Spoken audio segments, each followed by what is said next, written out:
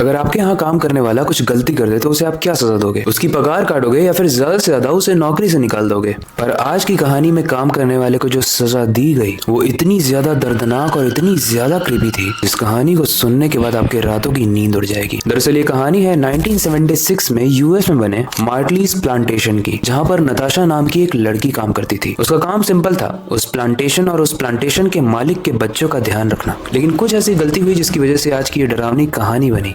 लेकिन वो क्या है उससे पहले हेलो गाइस, मेरा नाम है अविनाश कुमार और आप देख रहे हैं हॉरर स्टोरीज।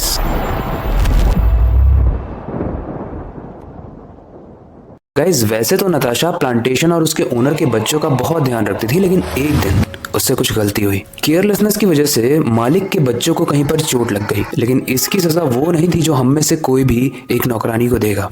इसकी सजा में नताशा के कान काट दिए गए बड़ी ही बेरहमी से, और बाकी सब लोगों के सामने उसका मजाक भी बनाया गया। उस दिन उससे बहुत ज्यादा दुगना काम भी कराया गया, जिसकी वजह से वो खाना भी नहीं खा पाई और ना ही सो पाई। इस चीज का बदला लेने के लिए नताशा ने इन्हीं बच्चों में से किसी एक के बच्चे के बर्थडे के दिन उस बर्थडे के केक में जहर मिला दिया। वैसे तो वो बस उन बच्चों की तबीयत खराब करना चाहती थी, लेकिन हुआ क्या पता है, सारे के सारे बच्चों की जान चली गई। पुलिस को जब पता चला कि इसके पीछे नताशा का हाथ है तो वो सारे ही जगह पर उसको ढूंढने लगे, लेकिन वो कहीं भी मिल नहीं रही थी। और आखिरी में नताशा की भी लाश मिली, वो भी उसी प्लांटेशन के पेड़ से लटकी हुई, क्योंकि उसने सुसाइड कर लिया था। गाइस उस दिन के बाद से ये कहा जाने लगा कि वहां पर नताशा और वो जो बच्चे थे उनकी आत्मा मंडराती है। ये एक रियल स्टोरी है, आप स्टोरी खत्म होने के बाद नेट पर जरूर सर्च करना। लेकिन इस इंसिडेंट के होने के बाद जितने भी लोग उस प्लांटेशन में रहने गए वो कहीं भी जिंदा वापस नहीं आए। वहां जो भी लोग गए उनका कहना था कि वहां पर उनको बहुत ही अजीब अजीब सी आवाजें आती थी, कभी किसी के रोने की, कभी बच्चों के खेलने की, और सबसे डरावनी बात यह होती थी कि वहां पर जितने भी शीशे थे उन सब के ऊपर खून से बने हाथों के निशान दिखाई देते थे। इनफैक्ट कभी कभी तो उन्हें शीशे में लोग भी खड़े दिखाई देते थे। वेल मैक्सिमम लोग तो मर गए, लेकिन जो भी लोग किसी तरीके से बच के वहां से बाहर निकले ये वो लोग बताते हैं। कई लोग तो ये बताते हैं कि वहां पर एक लड़की दिखाई देती है जिसके सर पर हरे कलर का रुमाल बंधा होता है, और नताशा एग्जैक्टली उसी तरीके की दिखती थी। नताशा कौन?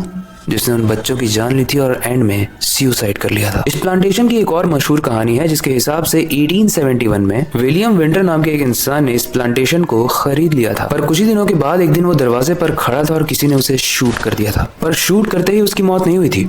गोली लगते ही वो भाग के अपने घर गया।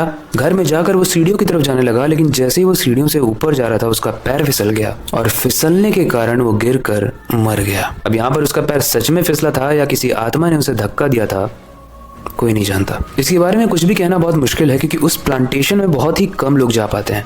स्पेशली रहने के लिए तो अब कोई भी नहीं जाता है, क्योंकि सबको अपनी जान प्यारी है भाई। लोग वहां पर बस घूमने जाते हैं, उस एक्सपीरियंस को फील करने जाते हैं, जिसकी वजह से उस यूएस प्लांटेशन की कहानियां फेमस हैं। लेकिन एक चीज है गाइस, मैंने यूट्यूब पे बहुत सारी वीडियोस देखी और जितने भी लोग इस प्लांटेशन में गए हैं उनका एक्सपीरियंस बहुत प्लीजिंग नहीं रहा है। कई लोग कहते हैं कि जब भी वो सीढ़ियों के पास जाते हैं तो उन्हें ऐसा फील होता है जैसे उनके साथ साथ कोई स्टेप्स पर चल रहा है, और ये एक्सपीरियंस इटसेल्फ में बहुत ही स्कैरी है।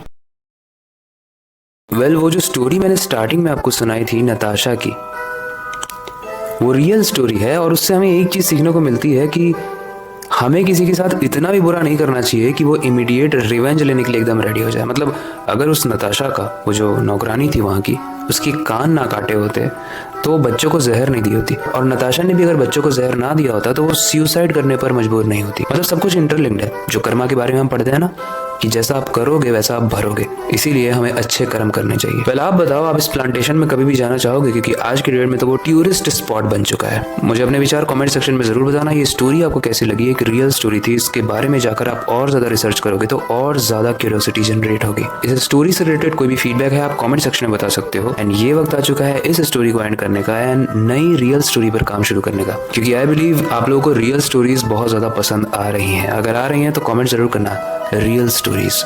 इस वीडियो को एंड करते हैं और नई वीडियो पर काम शुरू करते हैं, लेकिन जाने से पहले मैं बस एक ही चीज कहना चाहूंगा, अपनी क्यूरियोसिटी को डाय मत होने देना। नई चीजें सीखते रहना, अपने बेड के नीचे और खिड़की के बाहर जरूर देख लेना। मिलते हैं अगली वीडियो में।